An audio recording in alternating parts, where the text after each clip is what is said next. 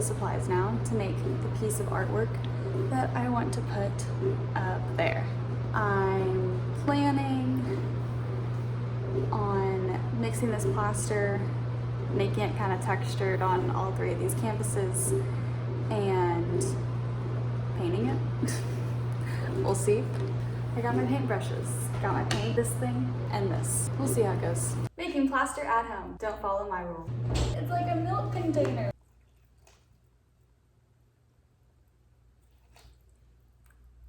It's smoking.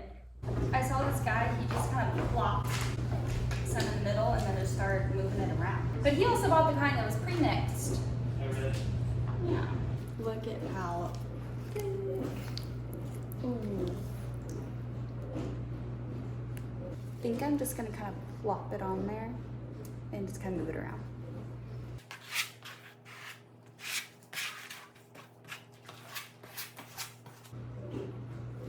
I think I need a lot more.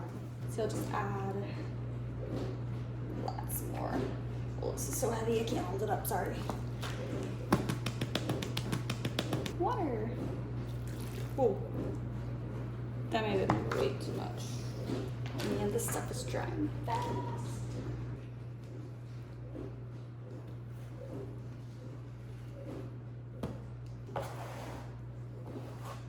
It dries a lot faster than it says.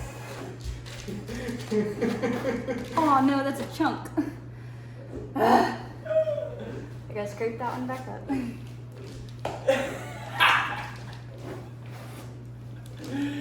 Oh, you want to put more? Yeah. You could maybe get all this out. Okay. It dries so fast. But this is. It says 20. Yeah, it is.